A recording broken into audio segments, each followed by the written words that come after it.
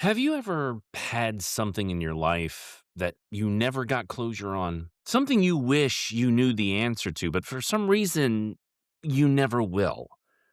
Think about it for a second. Why does that unanswered question bother you so much? Is it because you truly want the truth, or because you want the answer to be the one you've already decided it should be?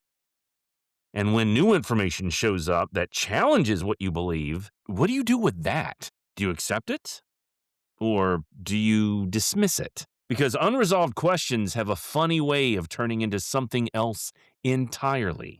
They can become rumors, myths, sometimes even full blown conspiracy theories. And people love conspiracy theories. Think about it. The assassination of President John F. Kennedy, the moon landing, the September 11th attacks, claims that the earth is flat. And remember the fears about 5G? Yeah, that too. Some of those ideas are obviously absurd. But here's the real question. Do you have one? An unresolved mystery that you still think about, even if you're a little embarrassed to admit it. Well, today we're going to talk about two of mine. Welcome to this Famous Vendetta. I'm your host, Jason Hatfield. Welcome.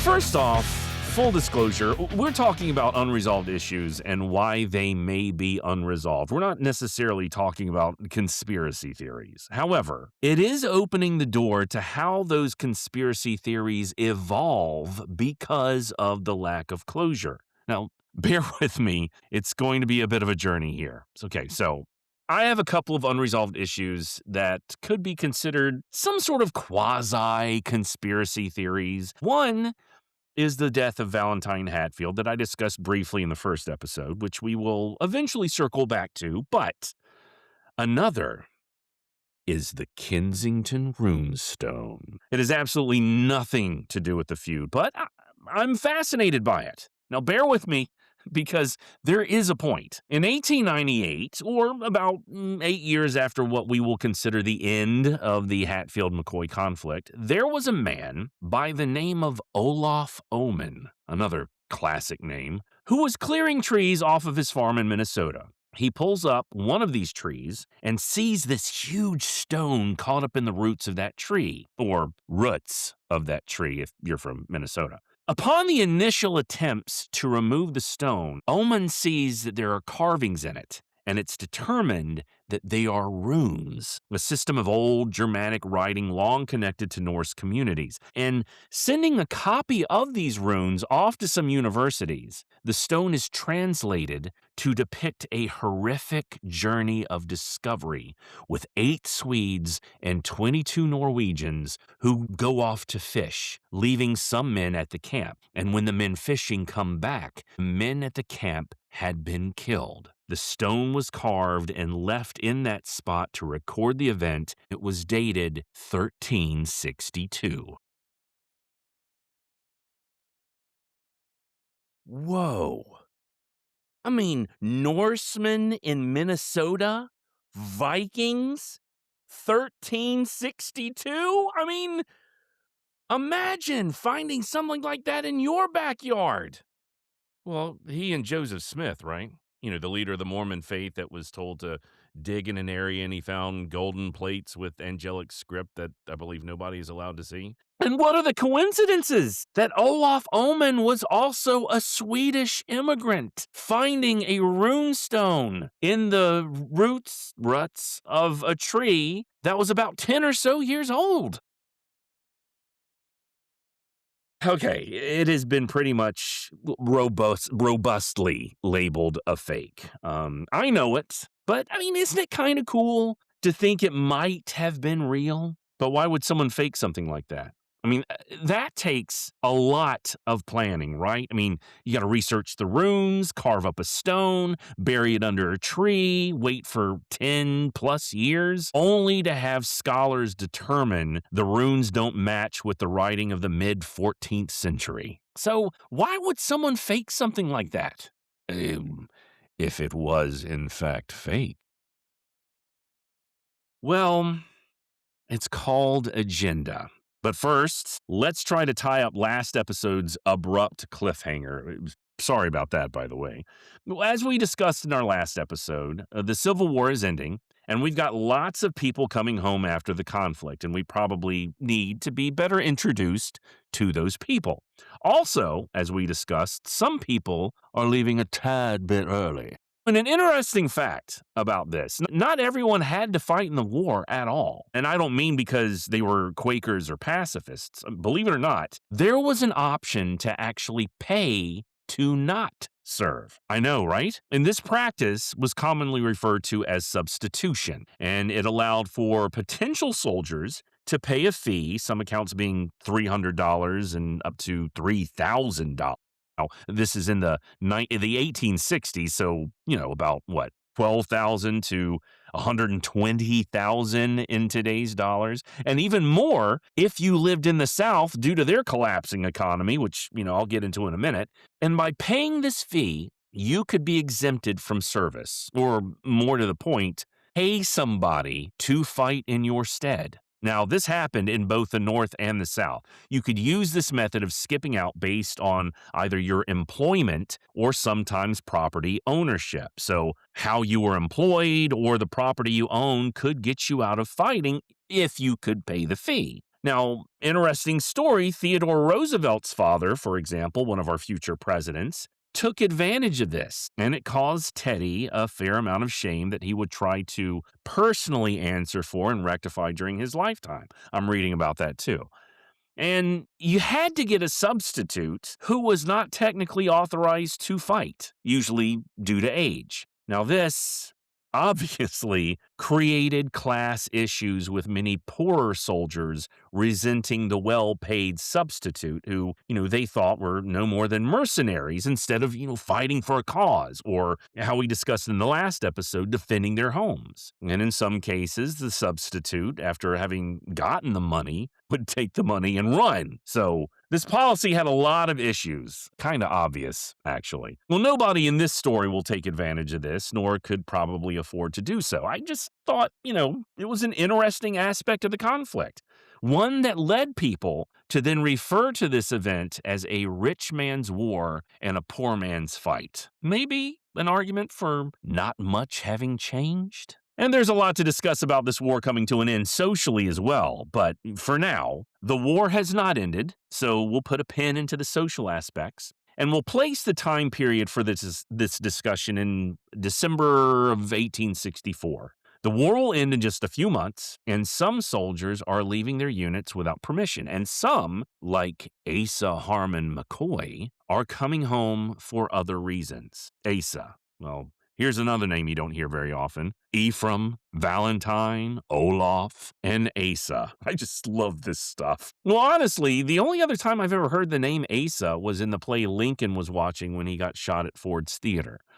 Asa Trenchard was the name of the character in the play Our American Cousin, who gave the comedic line Booth apparently waited for to presumably have the laughter cover the gunshot that took Lincoln's life. Of course, if he was trying to be stealthy, perhaps leaping 12 feet to the stage and breaking his leg wasn't the best method, especially, trying to be quiet actors. But again, we're getting ahead of ourselves. Lincoln won't be killed for a few months yet. Asa Harmon McCoy. Well, let's talk about him. After all, we haven't really gotten to know many of the McCoys yet. Asa was the fifth child out of 13 children by Daniel and Peggy McCoy. I swear there are so many kids in this part of the country. There must have been a perpetual yell of "get off my lawn" in the Tug River Valley. Well, Asa was born about 1828.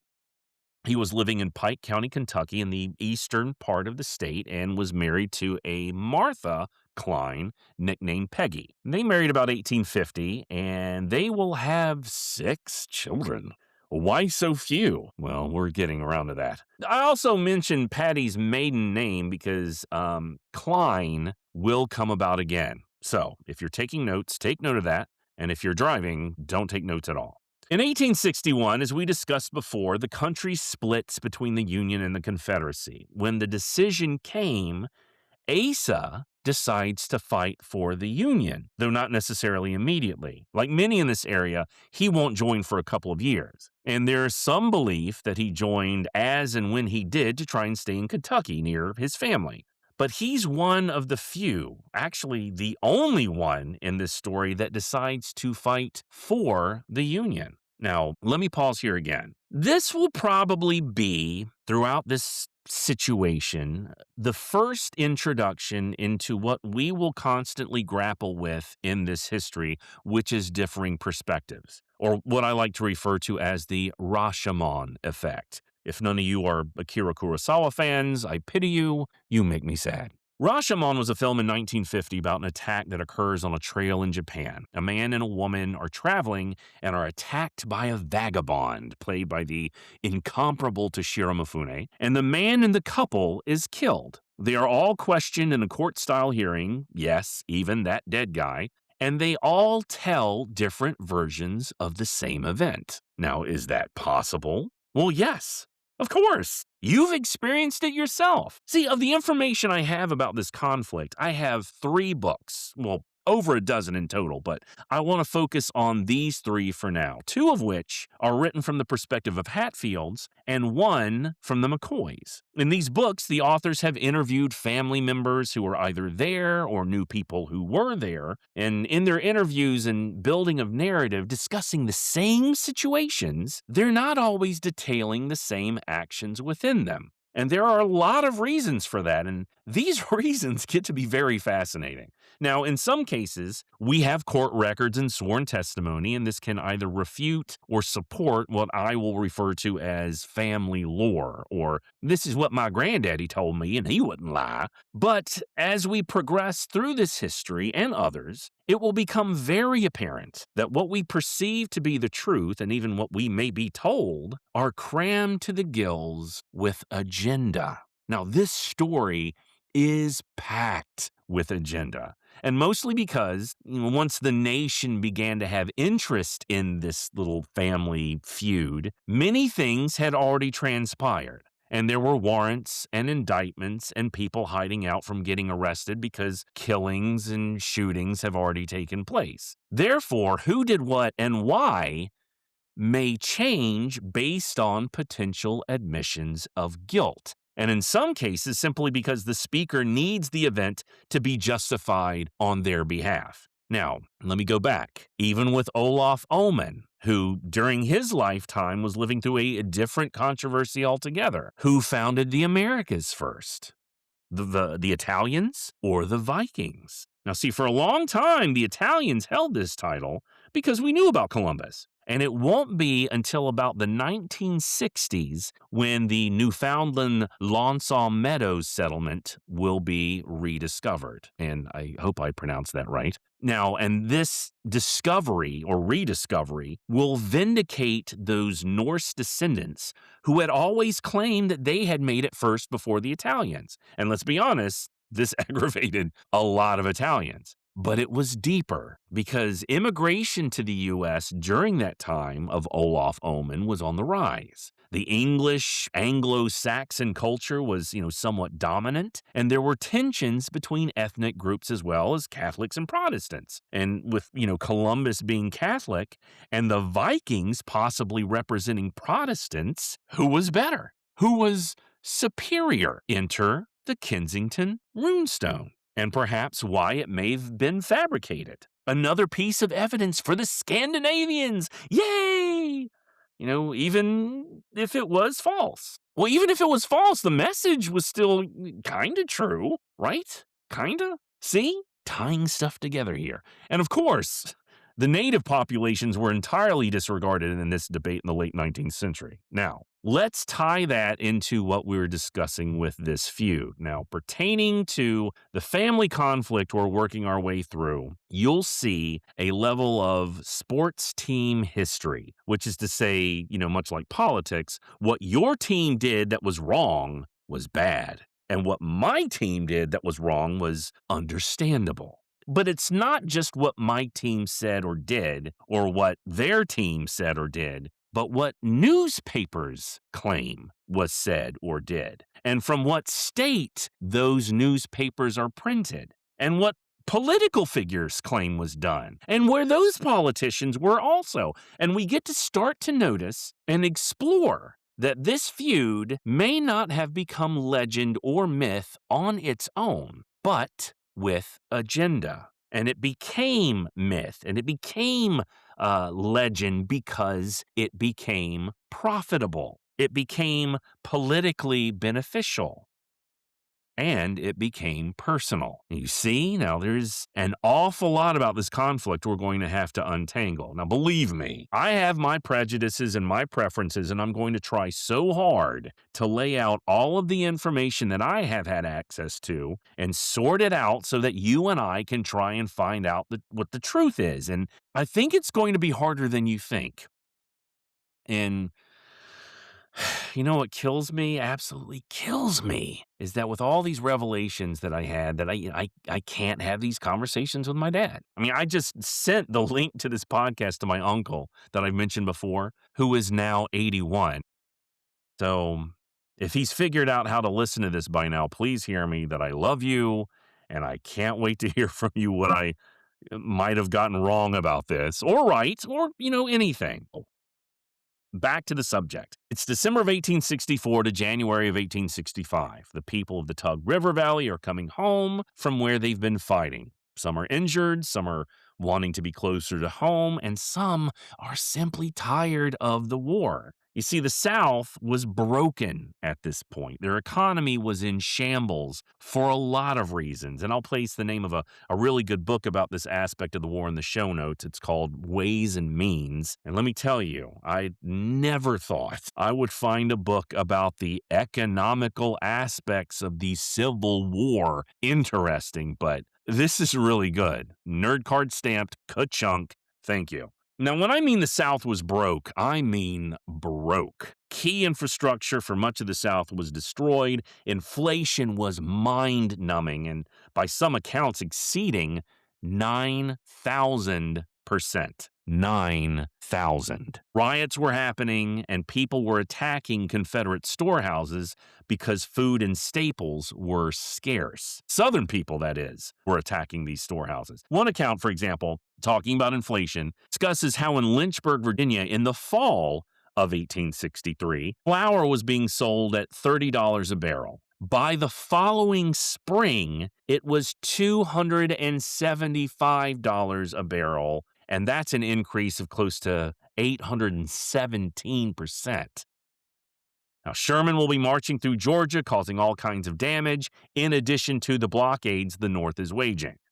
Add that to over 600,000 people dying in this conflict over the disagreements of the rights of states and the liberty of people. I mean, that's roughly the population of modern-day Washington, D.C. It was also about 2 to 3% of the total population of the United States at that time, which would be about 8.5 million in today's numbers. 8.5 million dying because of a civil war. I bring this up because, people ask if this feud was about the fallout from the war. Now, I addressed this briefly last episode, and I feel we need to explore it a bit more. How do you go back to your old life?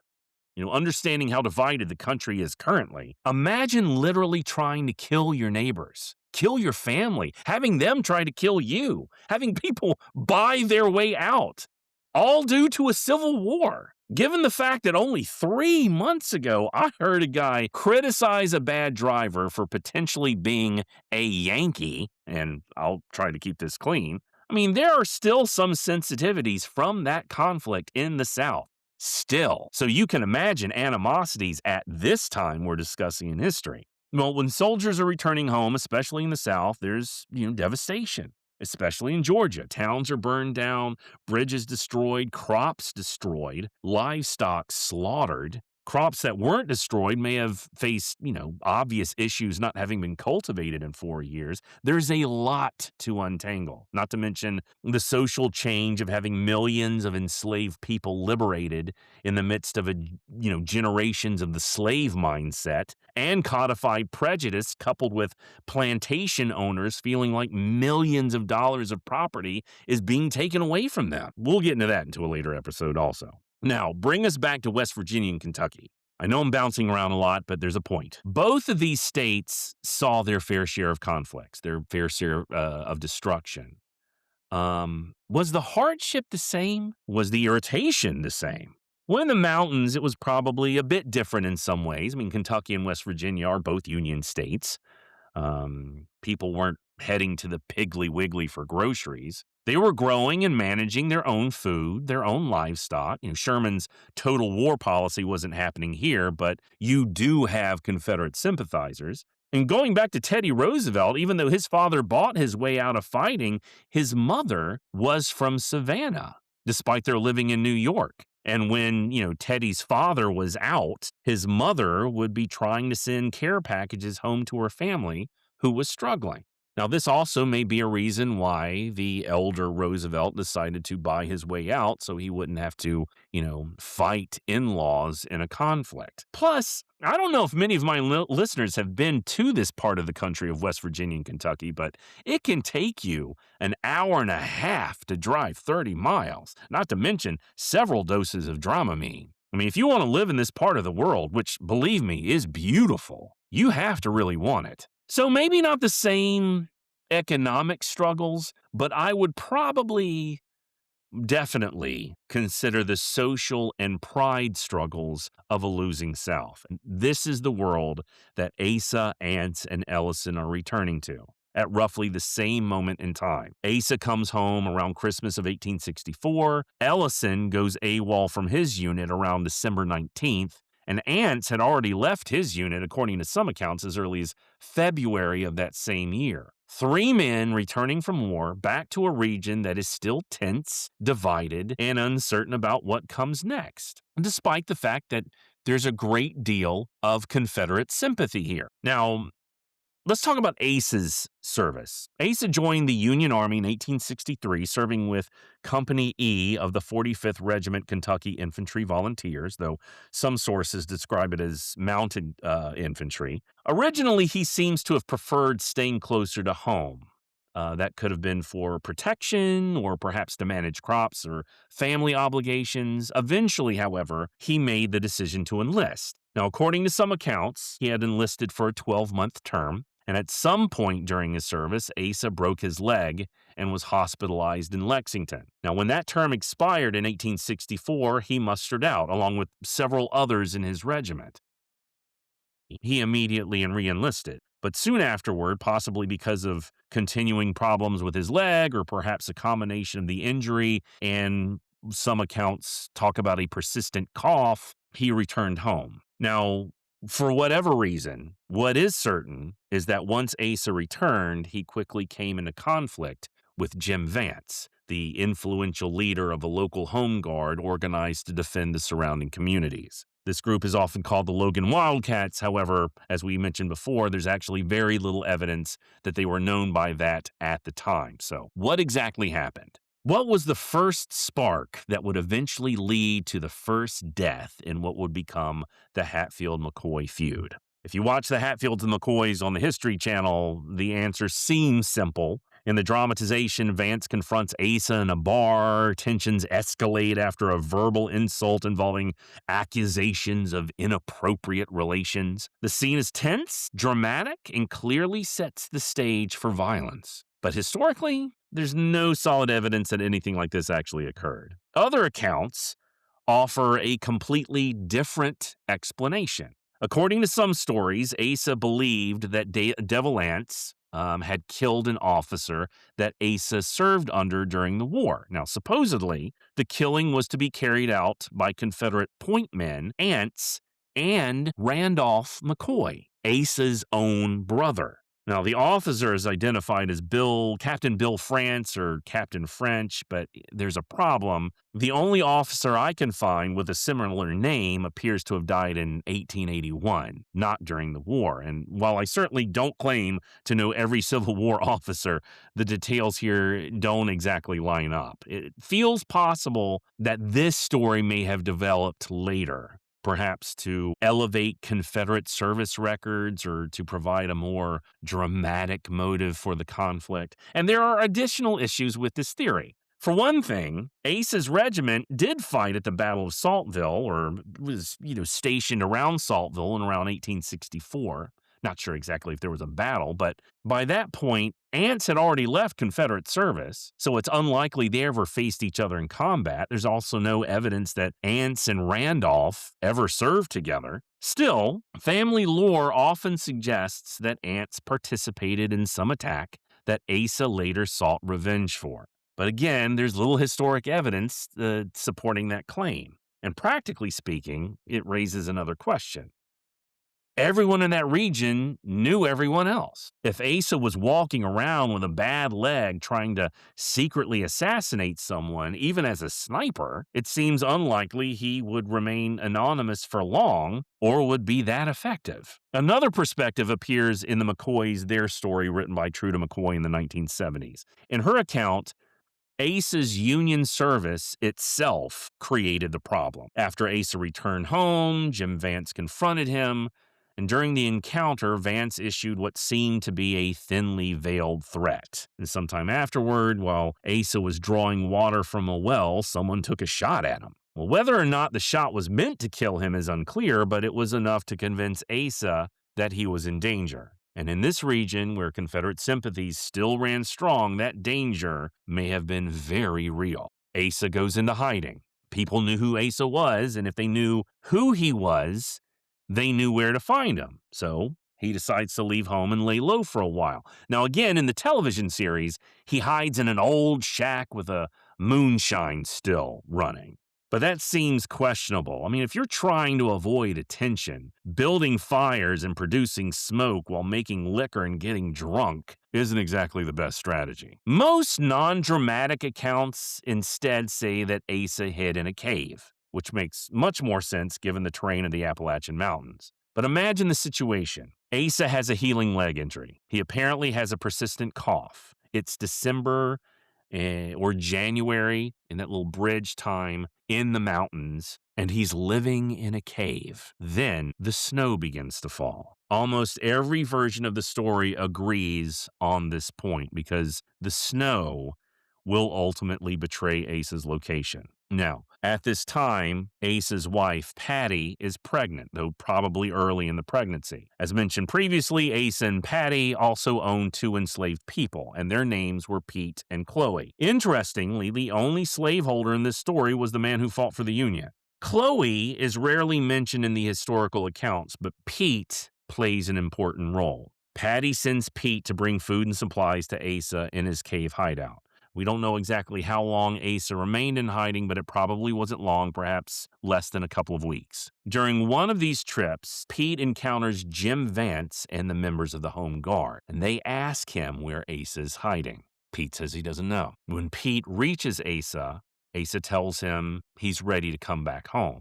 But, Asa doesn't want Patty worrying about him, especially since she's pregnant, and he himself is getting sicker. Well, Pete urges him to stay at least for a little longer because he knows Vance and the others are actively searching for him. At some point, depending on the account, either Patty decides to go see Asa herself, Pete returns to the cave again with the supplies, or Patty learns about the search parties and goes to bring Asa home. Whatever the case, Patty and Pete head toward the cave, and along the way, they discover Asa. He's been shot and killed on the path. Blood stains the snow. It appears he had left his hiding place and was heading home when he was found.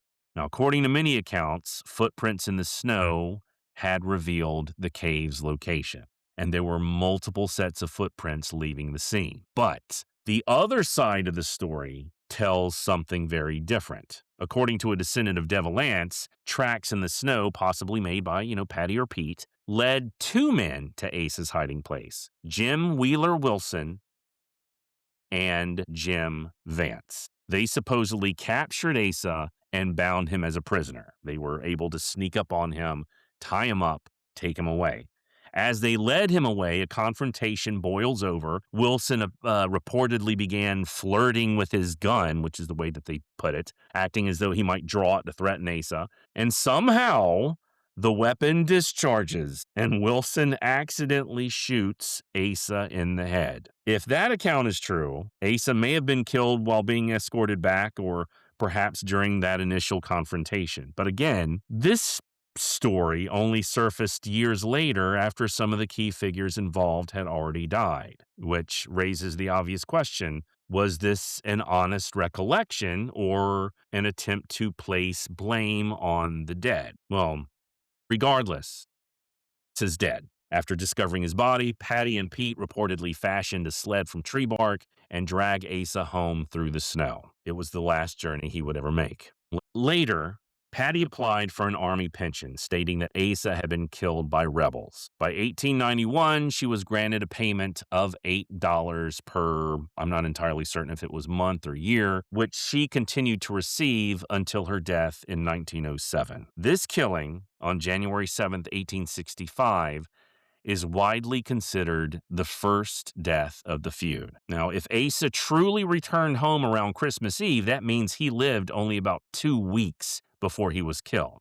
And that timeline raises some questions. Had he actually come home earlier than we think? How far along was Patty in her pregnancy? Many retellings portray her as nearly ready to pop, but the timeline suggests she may not have even known she was pregnant yet. Regardless, she would eventually give birth to Asa's child after his death, and no one ever questioned that the child was his. But the central question remains: why did Asa die? Was it simply an argument between two men, or was it the lingering bitterness of the Civil War, where Union and Confederate loyalties still ran deep, and where some people were ready to settle those scores the moment soldiers came home? Well, it's at this point that the argument is made that the feud began because of the Civil War. I mean, we've just discussed how a Union veteran is killed by Confederate sympathizers, but let's look at specifics. Was Asa killed because of his role as a Union soldier? Well, many accounts seem to point in that direction. So then the feud did start because of the war. No.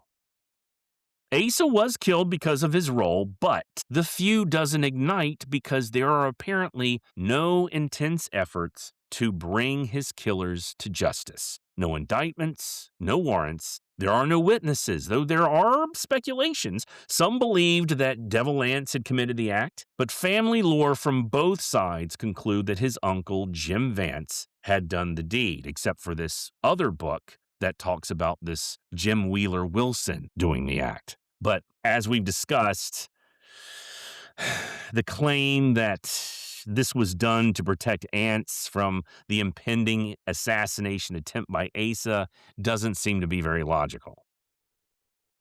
What with, Asa's injuries. Generally, it's considered that Asa was killed because he had been, to some extent, a traitor. And perhaps his killing was simply another casualty of war, even if he may not have been enlisted at this point. One other aspect of place is that in Truda McCoy's book, she makes the claim that Asa's older brother, Randolph, had been taken prisoner. Randolph was a Confederate and was being kept in a Union stockade at this time.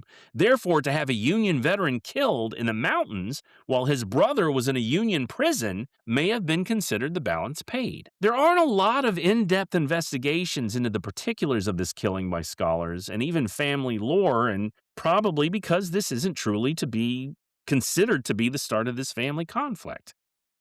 Nobody takes up the charge to bring Asa's killers to justice. When Randolph is released and returns home after the war, one would think that he would rally the troops to bring his brother's killer to light. But he doesn't. Perhaps he's tired.